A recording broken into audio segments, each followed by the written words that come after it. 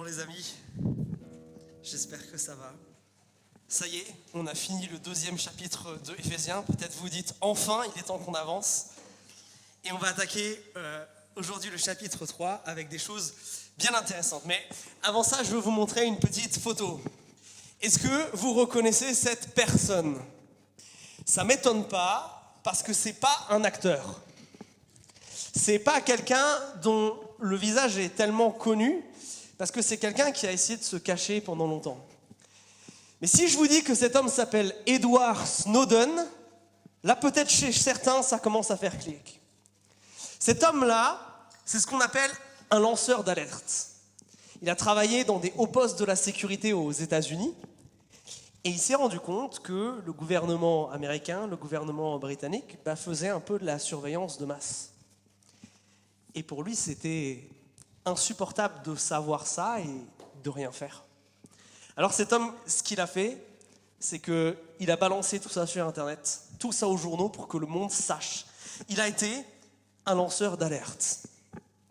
Eh bien aujourd'hui, j'ai envie de vous convaincre que pour nous, c'est la même chose. La manière dont Paul comprend son ministère et tout ce qu'il fait, c'est en fait très similaire à un lanceur d'alerte. Et bonne ou mauvaise nouvelle pour nous, je ne sais pas comment vous le prenez, mais on est appelés nous aussi à le devenir. Alors je vous propose de prendre vos Bibles ou vos applications Bibles et de les ouvrir à Éphésiens chapitre 3.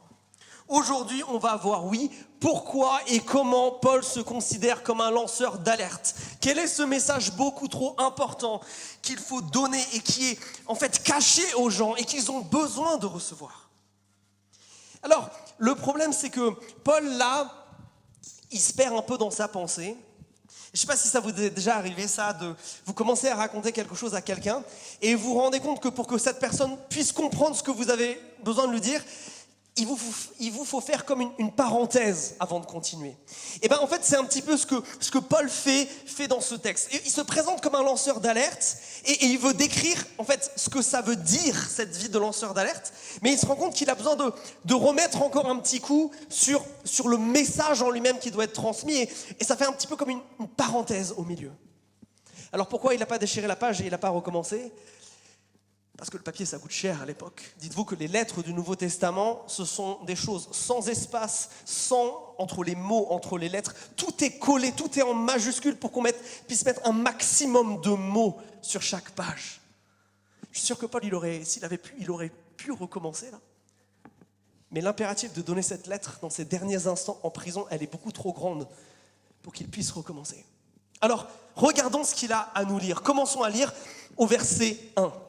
À cause de cela, moi, Paul, le prisonnier de Jésus-Christ pour vous, les non-juifs, si du moins vous avez entendu parler de l'intendance de la grâce que Dieu m'a donnée pour vous, c'est par révélation que le mystère a été porté à ma connaissance, comme je viens de l'écrire en quelques mots. En lisant cela, vous pouvez comprendre l'intelligence que j'ai du mystère du Christ.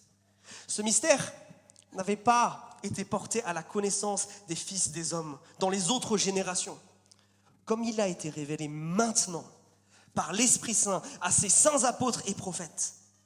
C'est à savoir que les Juifs et les non-Juifs ont le même héritage, sont un même corps et participent à cette même promesse en Jésus-Christ et par la bonne nouvelle. Donc je suis devenu l'ambassadeur selon le don de la grâce de Dieu qu'il m'a accordé par l'opération de sa puissance. Ok, on s'arrête là. Il y a plusieurs petits mots compliqués dans ce texte qu'on va voir les uns après les autres, mais comprenez bien, jusqu'au verset 4, Paul, il leur dit, voilà, moi je suis comme ce lanceur d'alerte qui vous parle d'un mystère a priori dont il nous a déjà parlé, et c'est tout ce qu'il dit au chapitre 1 et 2. Globalement, c'était énorme bloc-là. Ça, c'est ce que Paul a reçu de Jésus et qu'il transmet maintenant. Et ça, c'est quelque chose que Jésus lui a donné directement. Rappelez-vous, Paul, il a rencontré Jésus de manière presque brutale. Il était sur son cheval, en route vers Damas pour aller persécuter des chrétiens. Et là, bim, une immense lueur et une voix. Et une voix tellement forte que tout tremble, une lumière tellement forte qu'il en devient aveugle. Et Jésus qui lui dit, Paul, pourquoi me persécutes-tu?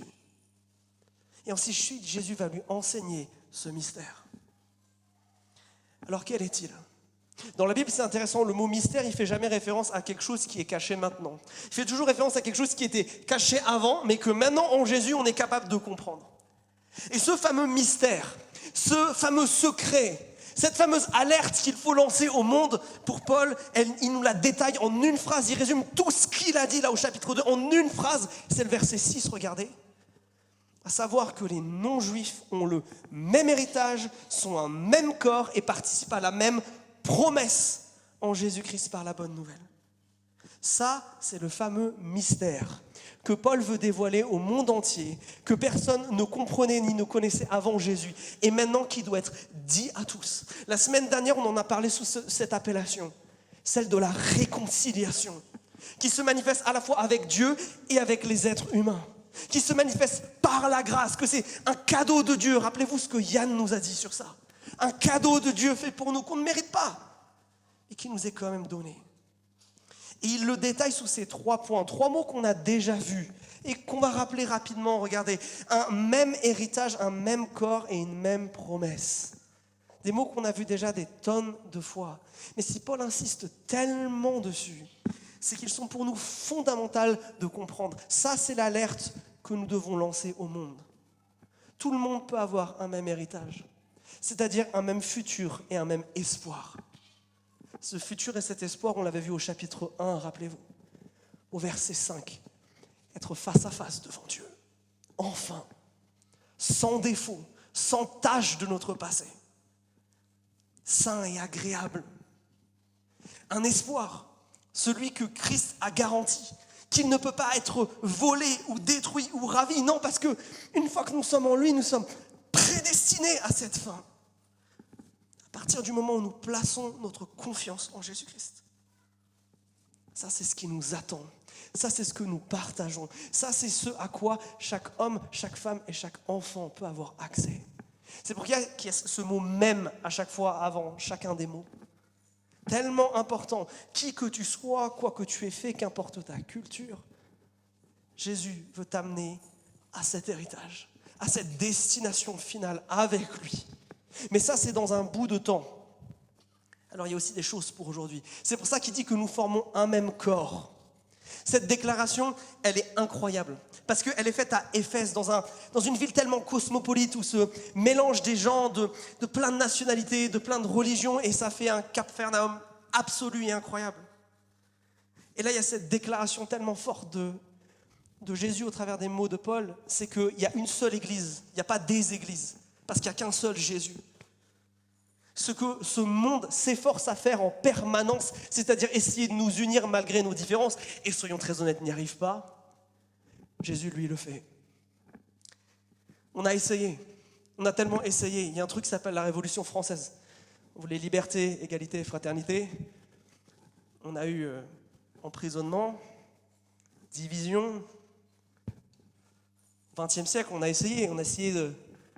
pas très loin d'ici, de former une nouvelle famille en incluant certains et en génocidant d'autres. Ça n'a pas marché. Un peu plus à l'est, on a encore essayé de former un homme nouveau en promouvant une soi-disant égalité stricte entre les gens. Même chose, ça n'a pas marché. Aujourd'hui, on prêche la tolérance maximale. Et le paradoxe, c'est que les gens qui sont les apôtres de cela sont bien souvent les moins tolérants et les plus méfiants. Mais nous, ce qui nous sauve, c'est ce qui nous unit en une seule et même famille. C'est une personne. C'est Jésus-Christ. Et ça, c'est incompréhensible et ça nous dépasse. Et ça, c'est tellement une bonne nouvelle. Pour tous ceux qui sont sans famille et sans identité, Christ vient leur dire, j'ai une famille pour vous, j'ai un but pour votre vie, j'ai une identité à vous donner maintenant. Qu'importe ce qu'a été votre famille, qu'importe ce qu'a été votre nation, qu'importe ce que vous avez vécu. Aujourd'hui, vous pouvez avoir une famille. Et ça m'a tellement réjoui aujourd'hui de voir vos commentaires les uns et les autres, parce qu'on a accueilli une nouvelle famille comme membre dans l'église, et de voir tous vos messages qui disaient « Bienvenue dans la famille ». Qu'est-ce que ça m'a fait plaisir.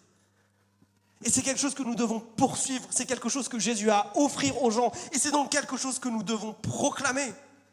Oui, vous avez un héritage possible, être avec Dieu, réconcilier avec lui. Vous pouvez aujourd'hui avoir une famille, une identité. Et il y a une dernière chose. On nous dit aussi qu'on peut avoir une même promesse, participer à la même promesse. Et si vous vous rappelez bien, ce mot a été utilisé au chapitre 1, au verset 13 et au verset 14, pour désigner la venue du Saint-Esprit. Nous partageons Dieu qui vit en nous. Et parce qu'il vit en nous, il nous unit les uns avec les autres. Et ça manifeste aussi le fait qu'on est unis à Dieu, et c'est une promesse incroyable. Parce que si on est unis à Dieu maintenant, dans ce monde chaotique, dans nos vies chaotiques, quelle promesse incroyable c'est quand toutes ces choses disparaîtront et que nous serons avec lui face à face. Nous partageons ça.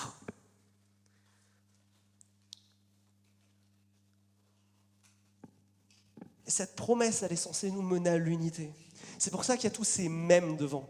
En grec, c'est un peu plus fort. Ça serait la même chose que la particule co, comme dans commun ou dans co-héritier. Il y a l'idée, c'est pas seulement on a le même truc au bout, mais on est ensemble. C'est quelque chose qu'on vit ensemble. Il y a une unité ici, une réconciliation qui doit être apportée les uns avec les autres. Voilà ce que nous devons prêcher au monde. Vous pouvez connaître Dieu, vous pouvez connaître une famille, et vous pouvez l'expérimenter maintenant. Et ça, on est censé le faire en unité. Et la semaine dernière, on s'est rappelé ça. Ma question, c'est comment les choses ont avancé depuis la semaine dernière ? Est-ce que ça a été juste un bon moment là ? Le culte et les GDM, on a parlé d'abattre les murs de ce qui pouvait potentiellement nous diviser, et on s'est arrêté là ? Ou est-ce que cette semaine, on a commencé à être des apôtres de la réconciliation dans nos relations et entre les gens et Dieu ? Mes amis, c'est à ça que nous sommes appelés. Voilà, au final, le message que nous devons lancer au monde. Parce que ce message, le monde ne peut pas le comprendre tout seul. Là où Paul insiste tellement fortement, c'est que lui, il l'a reçu par révélation, qu'on doit le donner, ce message. Sinon, le monde ne peut pas le connaître.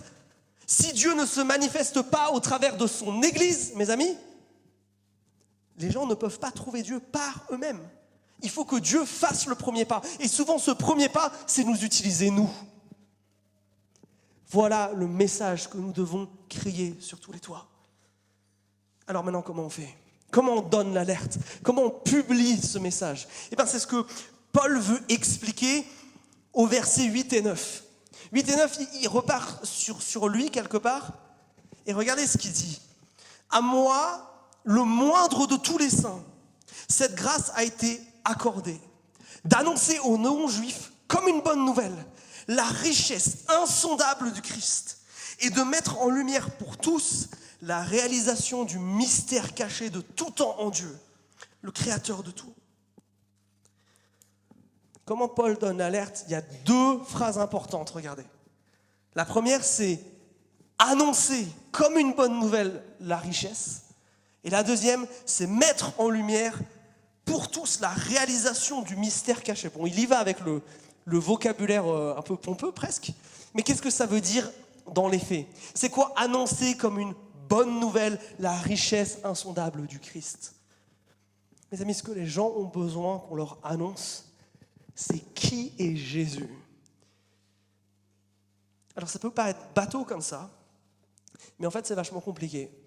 Parce que bien souvent les gens sont plus intéressés par notre expérience religieuse, comment on vit notre foi, que par celui qui est derrière.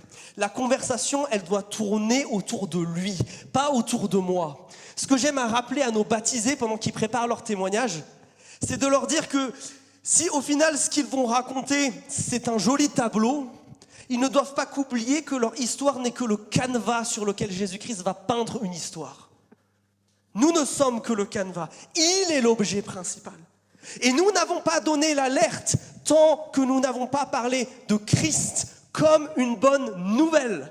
Et là, il y a une deuxième chose qui est importante. Non seulement Jésus-Christ doit être le personnage principal et pas moi, mais regardez la tonalité, l'émotion de ce verset. On nous parle de bonnes nouvelles, de richesses insondables. Vous voyez pas toute la tonalité joyeuse là? Qu'est-ce qui est au centre de l'annonce de l'évangile? La grâce. C'est la grâce. C'est le fait que Dieu aime, que Dieu s'est sacrifié et que Dieu veut être avec nous. C'est ça le cœur de ce que l'on doit dire sur Jésus. Mais bien souvent, à cause de certains excès, on part dans deux directions qui ne sont pas bonnes. Parfois, on parle dans la moralisation. Parfois, on va dire aux gens tout ce qu'ils doivent faire en tant que chrétiens, au lieu de leur faire comprendre que ça, c'est des choses qui s'appliquent pour les chrétiens. Ce qu'eux, ils doivent faire, c'est découvrir Jésus. Parce qu'on s'imagine que leur addiction du moment, que leur péché du moment, quelque part, il faudrait qu'ils soient résolus pour qu'ils s'approchent de Jésus. Et ça, c'est mettre l'évangile à l'envers, les amis. C'est en venant à Jésus que notre péché se brise et est détruit. Deuxième chose que ça veut dire, c'est qu'il faut mettre la grâce avant la repentance. Alors, qu'est-ce que je veux dire par là? Dire « repens-toi » et ne parler que du péché, c'est pas évangéliser. Oui, on doit parler du péché. Et on en a besoin. Que dis-je? C'est une absolue nécessité d'en parler. C'est une absolue nécessité de se repentir. Mais ce n'est pas le message central, ça. Le message central, c'est ce que Paul nous a dit. C'est par grâce que vous êtes sauvés. Il est là le message central. Alors certains me diront, mais Jésus, dans son ministère sur terre, il a bien dit aux Juifs, repentez-vous, le royaume de Dieu est proche, non? Mais nous devons comprendre que les Juifs de cette époque sont beaucoup plus proches de chrétiens qui seraient désobéissants, qui progressivement abandonneraient leur foi, que de personnes qui ne connaissent pas Dieu. Non. Quelqu'un qui ne croit pas encore en Christ, qui n'est pas passé par les eaux du baptême, n'a pas besoin d'entendre à chaque moment « repens-toi ». Il a besoin d'entendre qu'il y a de l'espoir par rapport à son péché. La repentance dans le livre des Actes, c'est toujours la réponse quand on est convaincu du message de la grâce, quand on l'a compris et qu'on veut l'accepter. C'est la réponse que Pierre donne quand les gens ont écouté parler de Jésus dans Acte 2 et qui sont « mais qu'est-ce qu'on doit faire maintenant ?» À ce moment-là, Pierre leur dit « repentez-vous ». En fait, dire aux gens de se repentir, sans leur avoir présenté en long, en large et en travers Christ est la grâce qu'il veut donner, c'est comme si vous vouliez faire souscrire quelqu'un à un contrat sans qu'il l'ait lu. Le contenu avant la signature. Le fait de connaître Jésus avant ce que j'ai à faire. Ce qu'il a fait pour moi avant ce que je vais faire par reconnaissance envers lui. Le christianisme, c'est premièrement comprendre que je ne peux rien faire pour Dieu et que Dieu a tout fait pour moi. Voilà le centre de l'évangile. Voilà ce qu'il y a derrière ces mots. Voilà pourquoi Paul, il nous parle d'une bonne nouvelle. Une bonne nouvelle, c'est quelque chose qu'on déclare, c'est quelque chose qui s'est passé, c'est quelque chose qui doit nous réjouir. Oui, Dieu nous a fait grâce. Incroyable. Dieu veut de nous. Incroyable. Comme quelqu'un le priait tout à l'heure, on ne le mérite pas et pourtant, Dieu nous veut avec lui. Le deuxième volet que Paul nous donne, c'est dans le verset 9, de mettre en lumière pour tous, pas ce que c'est que le mystère, mais la réalisation ou l'accomplissement du mystère qui était caché en Dieu. De quoi on nous parle ici? Paul, il nous dit, je ne veux pas que vous vous contentiez d'annoncer le message, je veux que vous expliquiez le message. C'est-à-dire que Dieu ne nous appelle pas seulement à devenir des croyants. Des gens qui croient que oui, Jésus est mort pour nous et ça s'arrête là. Non, sinon Paul n'écrirait même pas cette lettre. Ce que Paul veut nous encourager à être et à faire, c'est devenir des disciples. Des gens qui comprennent. Des gens qui ont mis en lumière la réalisation du projet de Dieu. Le fait que Jésus soit mort sur la croix, c'est une chose de le savoir, c'en est une deuxième de réaliser toutes les conséquences que ça a sur ma vie. Et ça vous explique pourquoi Paul commence cette lettre comme il l'a commencée. Vous vous rappelez cette longue section avec tous les « béni soit Dieu, le Père de notre Seigneur Jésus-Christ » et il liste comme ça toutes les bénédictions. Rappelez-vous pourquoi il prie pour qu'on réalise des choses. Je ne sais plus si vous vous rappelez de ça à la fin du chapitre 1. Parce qu'en fait, nous avons le besoin de grandir derrière. Juste annoncer l'évangile à quelqu'un ne suffit pas. Je ne sais pas si vous avez déjà rencontré des personnes qu'on a suivi jusqu'au baptême et qui après on a laissé tranquille. Généralement, ce n'est pas glorieux ce qui se passe après. Parce qu'on a besoin d'apprendre à être des disciples. C'est pour ça que Jésus-Christ, dans son grand commandement, ne s'arrête pas à dire « Allez et faites de toutes les nations des disciples, baptisez-les au nom du Père, du Fils et du Saint-Esprit. » Point. Non. Et enseignez-leur à obéir à tout ce que je vous ai prescrit. C'est ça un disciple de Christ. Ce que nous avons besoin, ce n'est pas seulement de savoir qu'il y a un Jésus et d'accepter un Jésus. C'est de comprendre comment tout ce qu'a fait Jésus, ça infuse dans chaque parcelle de notre vie, chaque millimètre de nos actions et de nos pensées.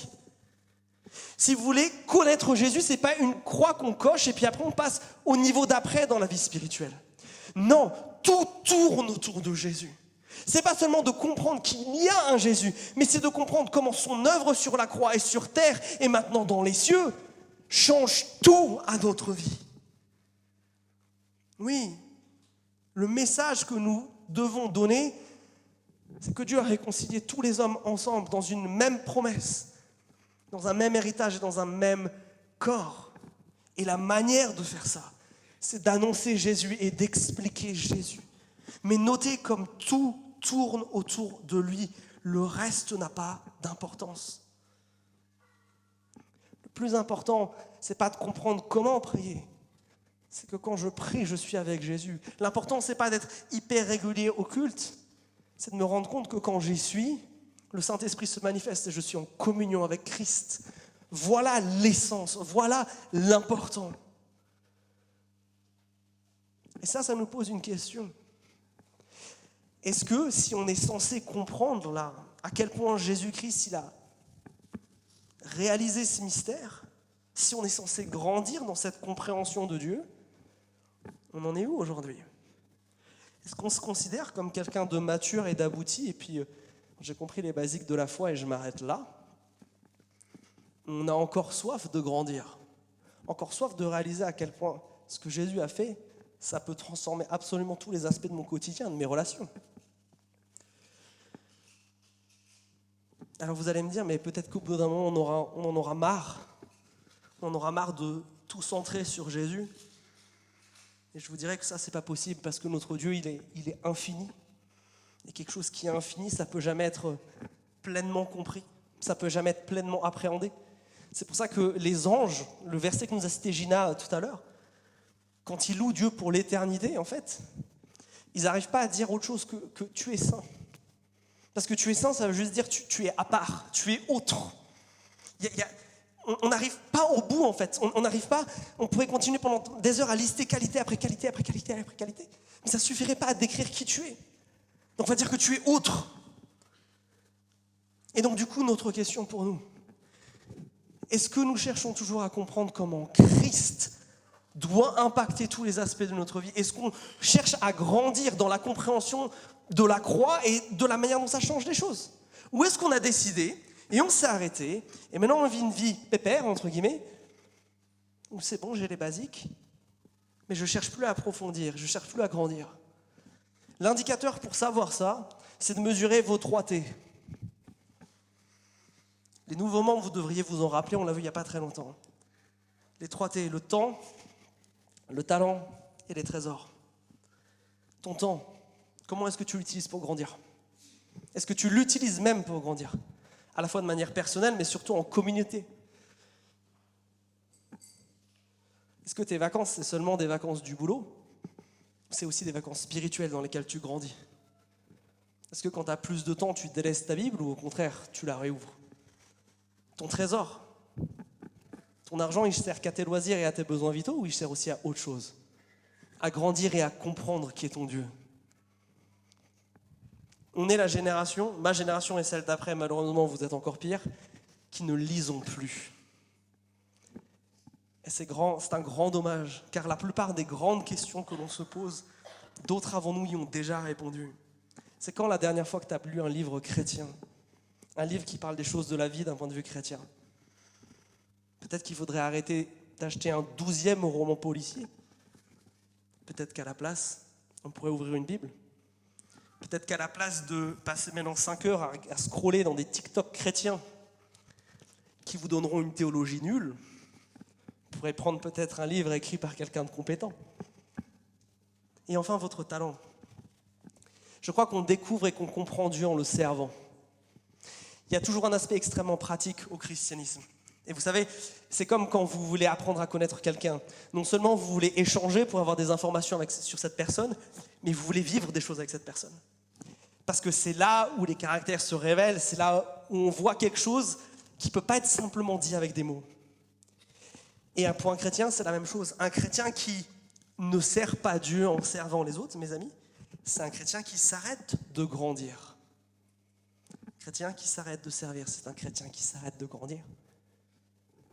Est-ce que nous sommes toujours assoiffés de comprendre comment Jésus-Christ nous impacte?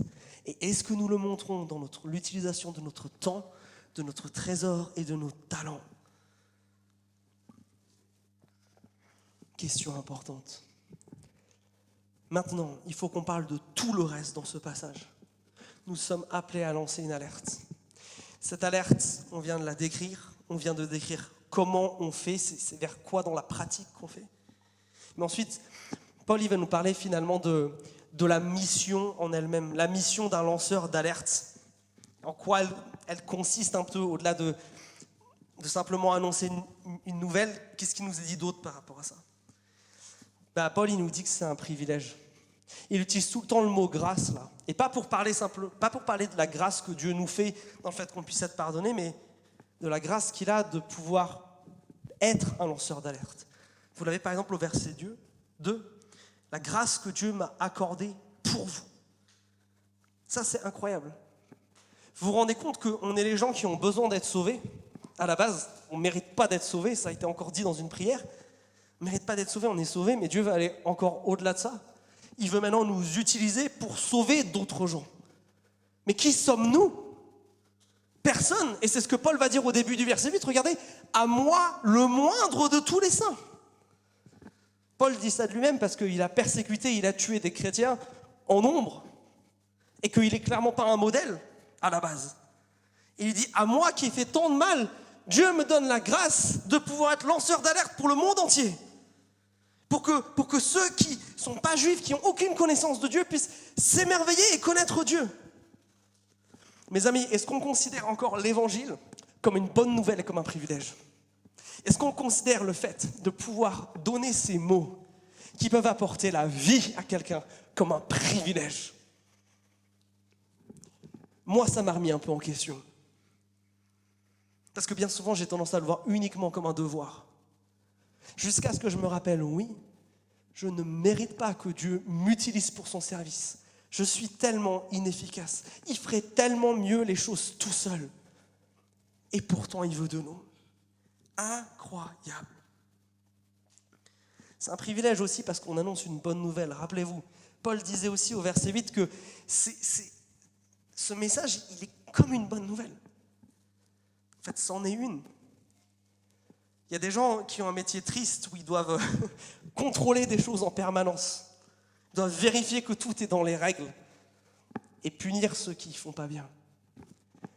Nous, on annonce un message joyeux, un message heureux. Jésus-Christ vous aime et veut vous rencontrer. La barrière du péché est explosée. Vous avez un avenir, vous avez une identité qui peut vous être donnée. C'est un privilège de pouvoir donner ce message-là. Et enfin, c'est aussi un privilège parce qu'on est tous appelés à le faire. Ce que Paul dit pour lui est aussi vrai pour l'Église. La différence entre nous et Paul, peut-être, c'est qu'on ne va pas le faire dans le même contexte que lui. Paul, il faisait que ça et il voyageait pour le faire. Peut-être et sûrement pour toi, ce n'est pas le cas. Mais ça ne veut pas dire, si tu n'es pas, entre guillemets, comme Paul, à plein temps à voyager pour faire ça, que ces choses ne s'appliquent pas à toi, bien au contraire. Et avec le privilège vient aussi la responsabilité. Paul dit que c'est une grâce donnée par Dieu. C'est Dieu qui nous demande de le faire. Et en tant que chrétien, ça, c'est pas quelque chose qu'on peut ignorer. On ne peut pas ignorer une demande de quelqu'un qui nous a tant donné. Sinon, c'est terrible. Imaginez-vous cet ami que vous avez tant aidé, que vous avez tant aidé dans ces moments de difficulté et de détresse, que vous avez passé des heures à écouter au point où ça en devenait lourd. que le moment où vous avez envie, vous, d'être écouté, cette personne vous ferme la porte. Terrible.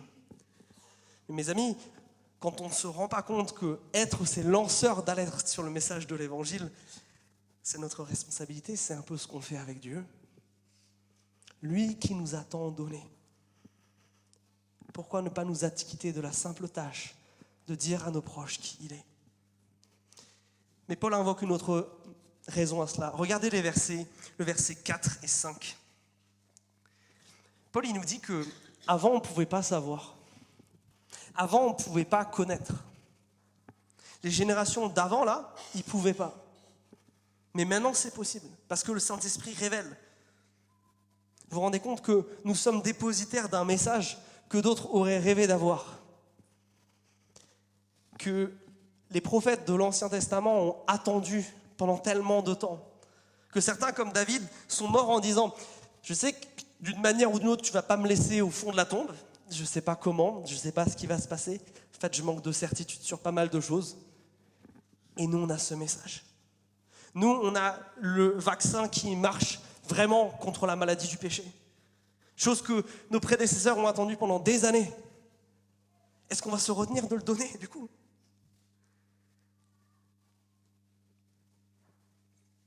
Deuxièmement, ça souligne le fait que, ce que je vous disais tout à l'heure, on ne peut pas rencontrer Dieu sans que Dieu se manifeste à nous. De nous-mêmes, parce que nous sommes pécheurs, parce que nous sommes limités, nous savons que nous avons soif d'autre chose. Mais si Jésus-Christ ne dit pas « c'est moi et voilà comment être en relation avec moi », c'est comme si vous cherchiez à entrer dans un bâtiment sans trouver la porte. Vous voyez qu'il y a de la lumière, vous voyez qu'il y a de l'ambiance, qu'il y a de la musique, mais où est la porte? Eh bien, Jésus-Christ est cette porte. Et si nous ne la montrons pas aux gens, ils sont trop dans le noir pour la trouver. Et encore une fois, Dieu peut le faire tout seul, et des fois, il n'y a pas le choix. Dans la plupart des pays arabes, les témoignages sont incroyables du nombre de personnes qui rêvent de Jésus, et Jésus se révèle dans un rêve. Mais ça, c'est l'exception plus que la règle. La règle de Jésus, c'est qu'il veut utiliser son Église, c'est qu'il veut utiliser ses enfants pour faire ça, vous et moi. Et puis, c'est une responsabilité pour une autre manière qui est un peu drôle. Enfin, drôle, je ne sais pas si c'est le mot.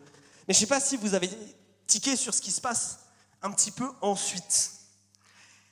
Au verset 10, Paul il nous dit que, il a toute cette méthodologie-là, afin que la sagesse de Dieu, verset 10, dans sa grande diversité, soit maintenant portée par l'Église, donc bien par nous tous, à la connaissance, et là il y a un bug, pas à la connaissance des autres êtres humains, regardez, à la connaissance des principats et des autorités dans les lieux célestes, selon le projet éternel qu'il a réalisé en Jésus-Christ notre Seigneur.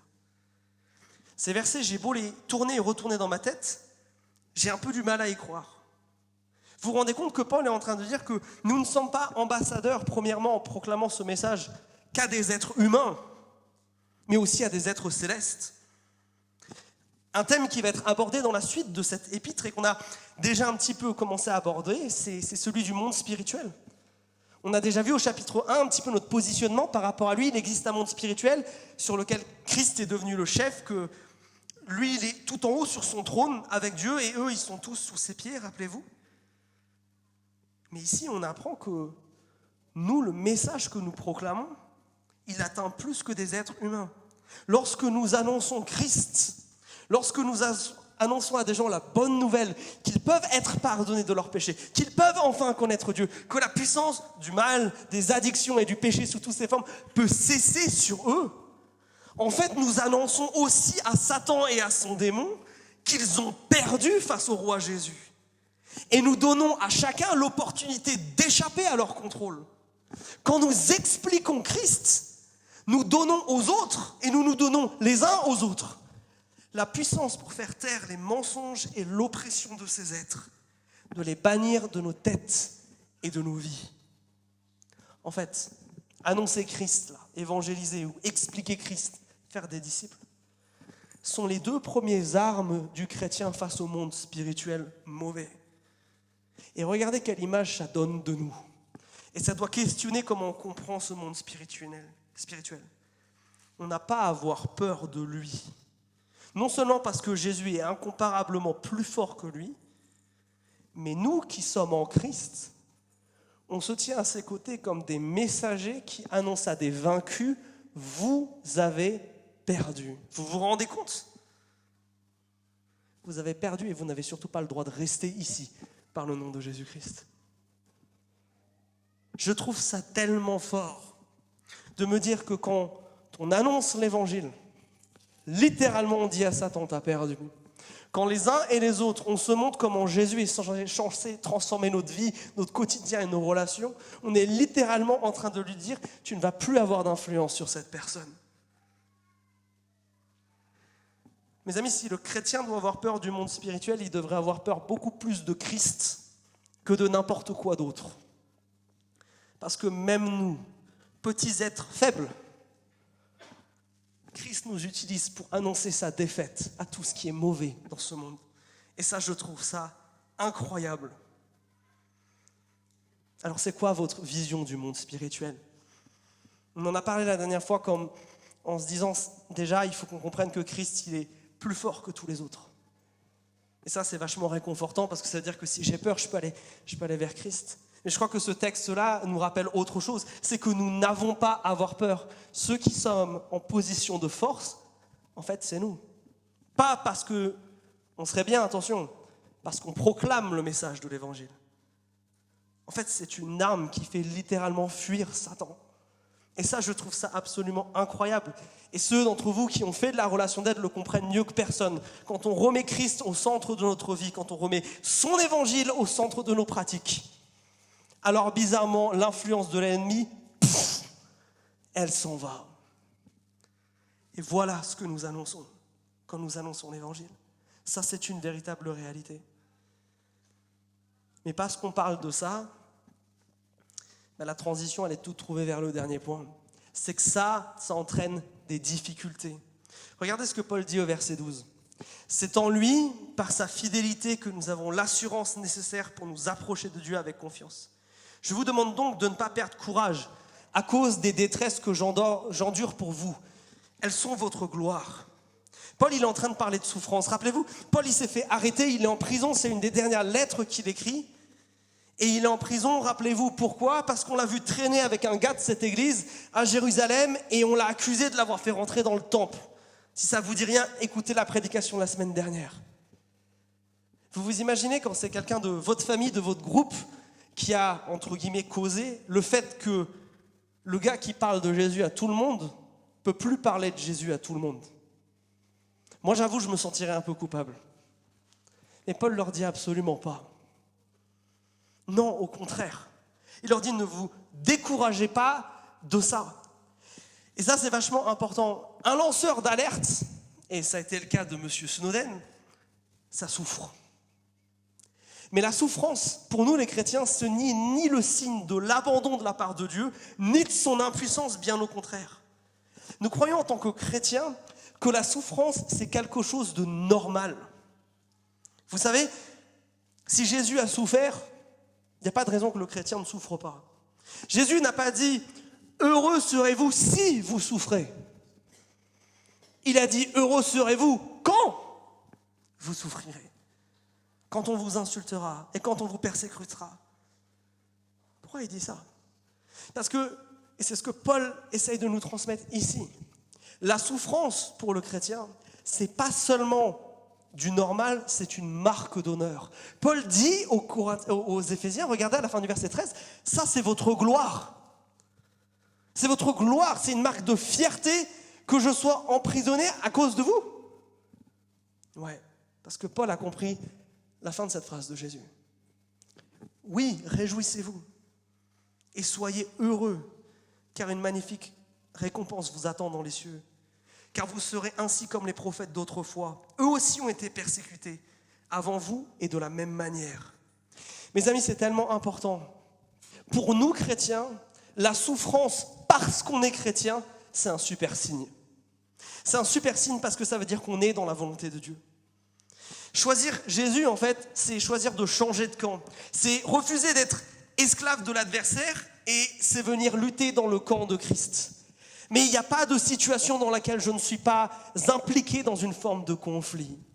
Et si je souffre à cause de ma foi, C'est parce que l'ennemi de Jésus-Christ me juge suffisamment dangereux pour m'embêter. Voilà pourquoi la souffrance pour le chrétien, c'est pas quelque chose de désespérant. La souffrance dans le christianisme, elle est toujours synonyme d'un grand changement en fait. Partout ailleurs, c'est le synonyme d'un échec. Vous avez dans le bouddhisme, si vous souffrez, c'est parce que vous désirez trop. Donc arrêtez de désirer, comme ça vous arrêtez de souffrir. Si vous souffrez dans l'islam, c'est parce que vous n'avez pas été assez pieux, parce que vous n'avez pas assez fait plaisir à Dieu. Mais pas dans le christianisme. Pour nous, c'est l'inverse. La souffrance, elle produit du fruit et elle produit de la transformation parce que c'est ce qui est arrivé à Jésus-Christ. C'est bien par sa souffrance que le monde entier a changé. La souffrance, mes amis, c'est pas le silence de Dieu ou c'est pas la solitude de lui, bien au contraire. C'est pour ça qu'il y a un verset 12 que Paul ne donne pas juste le verset 13. Regardez, dans ce verset 13, il y a un donc. Un donc, ça veut bien dire que ça conclut une pensée qui a commencé avant. Et la pensée de Paul, c'est que le chrétien, il n'est pas seul face à la souffrance. Non, bien au contraire. Jésus garde la porte des cieux grand ouverte. Et nous pouvons accéder à Dieu même dans la souffrance. Nous y avons un accès permanent et nous ne sommes jamais seuls. Vous vous rendez compte que même dans les conséquences négatives d'être un lanceur d'alerte pour Jésus-Christ, même là, en fait, c'est pas si négatif que ça. Parce que ça veut dire, un, que je fais ce que Jésus-Christ me demande. Mais que deux, au travers de ça, il peut faire de grandes choses. Et c'est ce que Paul dira dans d'autres lettres dans son emprisonnement, à quel point ça lui a permis de témoigner à d'autres. Que cet emprisonnement va mobiliser les chrétiens et les amener à se bouger. Dieu n'est jamais limité par la souffrance. Et la meilleure des nouvelles, c'est que tu n'as jamais à la vivre seul. Voilà pourquoi nous devrions être des lanceurs d'alerte zélés. Christ nous fait le privilège de vouloir qu'on le serve. Christ nous donne une responsabilité. Il ne nous considère pas que comme des victimes à sauver du péché, bien au contraire. Et en plus de ça, même dans la souffrance la plus grande, il peut nous apporter une forme de paix et de joie. Parce que Paul le dit, regardez au verset 2, 1 et 2, il est en prison. Que quelqu'un puisse écrire ça alors qu'il est en prison, c'est pas une prison jolie avec un matelas et... Non, c'est une prison nulle, une prison où il souffre, une prison dans le monde romain, si vos amis ne vous apportent pas à manger, vous mourrez de faim. C'est pas l'endroit le plus accueillant. Et pourtant, Paul trouve qu'il y a quelque chose de glorieux dans ces souffrances-là. Dieu est même capable de transformer nos souffrances. Et ça, je crois que c'est la plus grande et la plus belle des raisons pour lesquelles nous devrions être des ambassadeurs de ce mystère qui est enfin révélé. Alors, chers amis, il est grand temps que nous répondions à l'appel que Paul nous lance dans ce texte-là. Je ne sais pas vous, mais moi je sens une atmosphère de défi dans tout ça. Si on fait le point, est-ce que vous avez déjà entendu ce message d'alerte ? Si ce n'est pas le cas, il faut à tout prix que vous parliez avec un chrétien de cette église avant de repartir chez vous ce soir. Il y a un message tellement important que Jésus-Christ veut vous donner. Un message d'amour et de paix par rapport à tout ce que vous traversez. Un message tellement fort qui transforme vos vies, votre identité. Il vous donne un avenir, un futur, une nouvelle famille, des promesses et surtout sa présence. Peut-être que ce message, vous savez qu'il est important, mais pour vous, la question du comment, c'est en fait celle-là qui est dure. Et c'est celle-là qui nous bloque. Et je crois que cette question, elle nous bloque parce que dans le comment, on cherche à tout prix à être original, à trouver la situation parfaite. Mais pour Paul, c'est très clair. Parle de Jésus. Commence à ouvrir ta bouche et il fera le reste. Annonce qui il est. Annonce comment il transforme des vies. Annonce le message magnifique de la croix. Annonce aux autres. Est-ce que tu sais que quelqu'un t'aime au point de mourir pour toi ? Dans un monde en quête d'identité et d'amour, je ne vois pas comment ce message ne peut pas percuter même les cœurs les plus durs. Mais surtout, prends conscience que tu as un rôle à jouer dans l'histoire de l'humanité. Il y avait un temps avant où les gens ne pouvaient pas connaître ça. Il y a un temps maintenant où, parce que Christ s'est révélé à toi, il veut t'utiliser pour se révéler à d'autres. Tu as le privilège que le roi des rois, le seigneur des seigneurs, ou comme dit Paul, celui qui a tout créé, qui a créé toutes choses, veut t'utiliser dans la vie des autres.